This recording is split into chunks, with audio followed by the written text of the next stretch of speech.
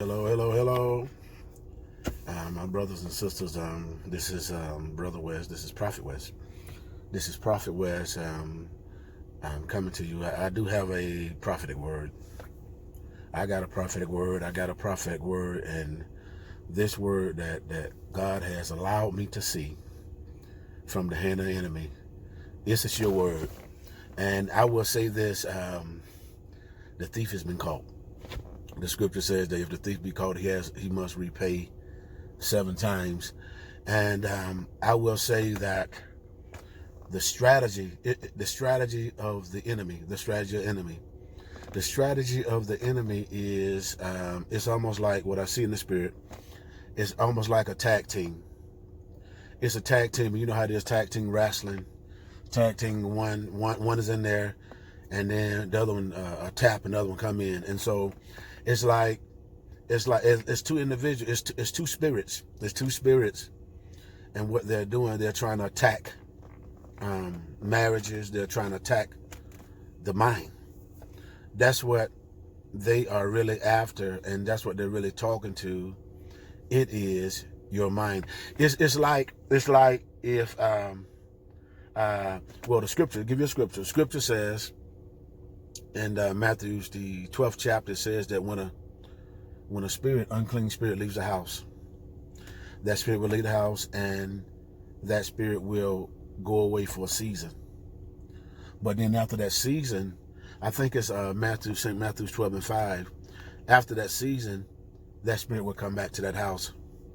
And so now listen. And now when that spirit comes back to that house, that spirit's going to look for certain things, going to look and see if that house is clean, it's open, is available. And once that spirit notices that the house is open and available, then not only that spirit is going to come back, it's going to return back, but also that spirit is going to bring 7 more of his friends. I'm talking this scripture, and the scripture says that the last state is going to be greater than the first. And this is what the enemy is doing. The enemy is many of you that listen to me, many things that you've come through, that things in your past that you've come over, that you've dealt with, that you resolved. Many of those things that were in your past, even difficult moments, even some of the things that in your past that were fun times, that were things that you really enjoyed, things that you had a craving for, things that you just desired and enjoyed doing, you had an appetite for. Many of those things, the enemy or the adversary is bringing that appetite back to you. And see, the enemy, what he does, he comes and he attacks the believer where you are vulnerable. He heightenizes, or she heightenizes those areas where you're vulnerable. And I'm going to explain now. This is the tactic, and I see it as clear as the world, as clear as day. What the enemy is doing, the enemy in the home, this is what the enemy is doing. And it's like, and it's just like the book of first mentioned when at the tree of knowledge of good and evil, where Adam was there and Eve, or the woman was there, but then the serpent came, and what the serpent did, the serpent gave her something, beguiled the woman, and gave her something that was forbidden. And what the enemy gave her that was forbidden, she consumed it, she partook. But then not only did she partook, she turned to him, and he did the same thing.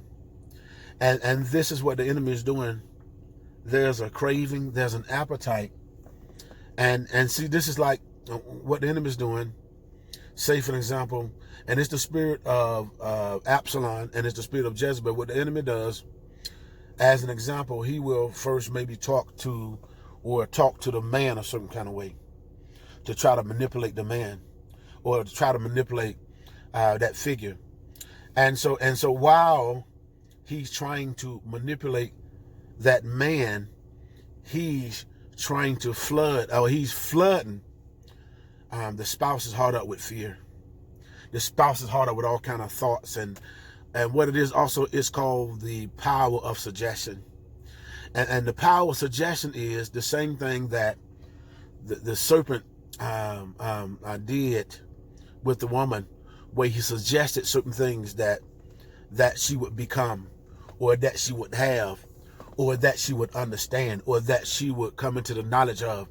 And because he was able to get inside of her head, in the sense of, and getting her to believe a lie. That's what it really comes down to, is the seed is a lie. See, but the seed in itself, that is a lie, but it looks like the truth. The enemy, you need to realize that he's always he has a plot. And see, the enemy, he will tell a little truth, but not the whole truth. And so the little truth that the adversary will tell is going to be mixed with lies. And the purpose of it, that lie, once you listen to that lie or listen to those words, the words are seed. And that seed is the very thing that brings division. Just like with the forbidden fruit. It was something that she partook. It was a seed. It was the fruit. And once it was planted in her head, once the serpent was able to get inside of her head, then he had her. Because once he was able to get inside of her head, she saw like he saw. He saw that the tree was good and good desire to eat. He also said that, and he also said that God was a liar. The enemy will always tell you, or to make it seem like God is not telling the truth.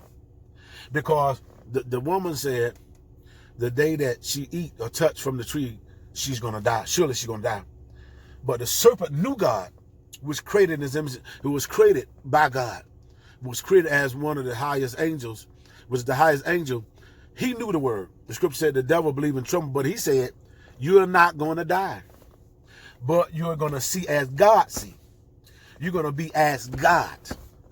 And so basically he was saying that God was lying, and that she was going to be a certain way, have a certain position, have a certain understanding, be elevated a certain way. See, the enemy will always try to dangle something to you to make you think if you take this, it's going to give you some kind of power. It's going to give you some kind of, you're going to really understand what you don't understand, what's been hidden from you. And so basically also the serpent was basically trying to tell her that God was hiding something from you. And so if you listen to this, if you look at it, if you take this peel, if you take this fruit, then this fruit will open up your eyes to know what he's hiding, to know what she's hiding. And so the enemy will always try to get in between you and the person that you're connected to, and will tell you that they're always lying. And see the purpose of it is for them to partake and die. See, but the thing that will, listen to this, the thing that will kill all of that, what the enemy is trying to do, while the enemy is trying to tag team with trying to talk to the woman, and while he's talking to the woman or trying to allure the woman to do or partake certain things, at the same time having the man stuck, having the man put upset, having the man feeling a certain kind of way. In like manner, when the man is doing certain things and the enemy is trying to draw him and work on the spouse's insecurities, or the spouse's vulnerability, or spouse's vulnerabilities, or things that man or that woman need to be satisfied. And see what the enemy will do, he will say, and he will try to bring confusion. But the thing that will kill the enemy's voice, see, because it's almost like there was this game that this person played, that there's a little story, this game this person played, and the game was like this right here. There was these two people that wanted to talk to each other, but this person became like a so-called liaison. And so what this person did, the person listened to the woman, and the woman talked about the man. But then the same figure went to the man and talked about the woman, or listened to the woman talk about the woman. And so, but this person never allowed the two people to meet. But what the spirit did, the spirit would tell the other person how the other person feel, how the person thinks, what the person might do, based on the conversation that person says that's been told to the other person. And in like manner with the man, with the woman, that that spirit won't allow the man and the woman, and see the purpose, the spirit don't want to allow the man and the woman to come together and to communicate. That is the thing, and that is the effort that the enemy is blocking, and the spirit is blocking for the enemy. The block is blocking for the man and the woman to communicate. See, because when the man and the woman communicates, that man and woman will realize and discover that what this spirit or what this voice or what this influence has been spoon-feeding him and her have been lies. And the purpose of it is to destroy them by saying certain things that, without them talking to each other, saying certain things about each other to make them hate each other even more, to make them become more even divided.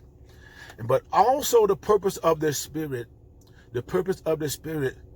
is for either the man or the woman to be drawn toward it.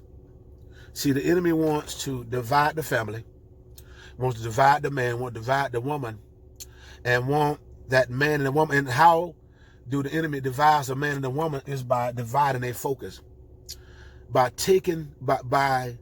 distracting them enough, or by indoctrinating them, or by speaking to them in a way where they listen to their words so much, listen to them so much where they have an appetite, where they have a craving to listen to what the enemy is saying, where they will not focus on each other, but focus on the enemy, focus on what the enemy is saying. This is the plot of the devil. It's a plot. And the enemy is trying to play tag team. Hit one, and while the one is being hit, spoon feed the other one. And the purpose of it is to bring confusion secondhand. And so now, if you come together, if you communicate where you're together, and there's a disagreement, and you break up, that's different. But when you break up and you disagree because of what someone else said, because someone said where they won't allow you to speak, this is a spirit of Jezebel. This is a demonic spirit. This is a controlling spirit. This is a manipulative spirit, where this spirit tries to navigate how you think, try to navigate how you feel. But also, this spirit won't even allow you to get to the source, won't allow you to get to your healing, won't allow you to communicate. See, the enemy doesn't want you to communicate to the source. The enemy does not want you to communicate with God. The enemy does not want you to communicate with your spouse, with your wife, with your husband. But the enemy wants to communicate with you in your mind, to confuse you, to put you under a spell, to force feed you with lies until you believe everything is being said. Until you believe everything is being said. And see, also what the enemy is after, he's after your sensitivity.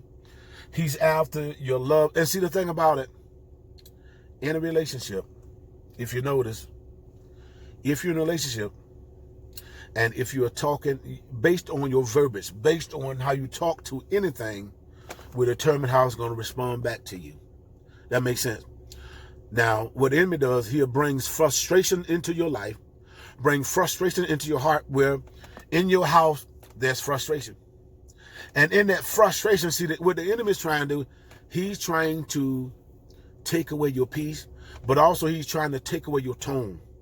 He's trying to take away your love. The scripture says, perfect love casts out all fear. And so in many of your houses, there's fear. Also in fear, there's torment. There's not trust. There's all those things. And so those voices of distrust, those voices of loneliness, those voices of fear, all of those things have become a voice that's caused you to gravitate toward it. And see, with these other spirits, they also have an appetite, which is causing you to be drawn to it all the time. You can't help yourself. See, but that's a spell. That's a spell from the enemy. And so you need to know that it's not real. And the purpose of the enemy, this is what the enemy wants to do. So you think by this enemy befriending, you think that your enemies, or what you think is drawing you, talking to is your friend. But really what the spirit of Jezebel does, the spirit of Jezebel, once you invite this spirit into your house, this spirit is going to, not only this spirit is going to see everything in your house, but once this spirit leaves your house, this spirit will tell everything. The spirit will tell every weakness. If you fail with them, if you made any kind of mistake, this spirit will tell it. And the purpose of it is to make you look bad, to embarrass you, but not only to make you look bad and embarrass you, but to embarrass you before your God. To make what you're saying, to make the words that you're speaking by the voice of God to be of none effect. See, the spirit of Jezebel has been always after, particularly the prophets, because the spirit of Jezebel has always been after the prophet's voice, the prophet's influence. The scripture says that God will not do nothing unless he first reveal it unto the prophet. See, and God is revealing his word. God is revealing his mind. And God is revealing his emotions and his movements. See, but the enemy wants to combat where the people won't hear when the prophets speak God's movement, where the people won't hear when God speaks God's plan. And how does he cause people not to hear? Through distractions. Through distractions. God said his people perish for the lack of knowledge. Why? It's not that God is speaking it. It's not speaking. But it's because you're rejecting it. And so don't reject God's voice. Just know that the enemy is playing with you. The enemy is playing with both of you. The enemy is playing with all of your minds. He's using semantics through words, through motions, through sounds, through manipulation. And what this enemy is after, what this enemy is pulling on, he's pulling on your desire to be loved. He's pulling your desire to be listened to. He's pulling on your desire to be accepted. And until you feel as though you accept it, or you feel like you need to be accepted, he's going to pull on that until he gets you. And once he gets you, he's going to throw you away. He's going to try to embarrass you. He's going to try to make you not believe that God that you said that you believe in is real. And his purpose is to get you to totally turn your back on God. That's the plot. That's the plan. The enemy wants you to turn your back on God. And he's using your weaknesses. He's using your moves and your emotions against you. I hope you hear me. It's a trick. But God's people are not ignorant concerning Satan's devices. And so govern yourself accordingly. As the scripture says, he that has an ear, let him hear what the Spirit is saying. And the enemy, the word is, he's tag teaming. There are two spirits that are tag teaming you. And both of them has a different assignment. But the purpose of the assignment is for you to keep you away from each other. To keep you away from each other where you won't communicate. But also to keep you away. But when you do communicate, you have their voice in your mind. See, the enemy want to always keep his voice in your mind. That when you do come together, his voice is there, where he's still speaking to, he's still influencing what you hear and what you believe. Because you remember, in the book of First mention of God Eden, in the Garden of Eden, the enemy basically told the woman that God was lying, but that she would be as God when she partook. And so the enemy is doing the same thing. The enemy is lying to you. It's a fact. That devil, that demon, that Beelzebub, it's a liar. It's a liar. Open up your eyes and smell the coffee. Good morning.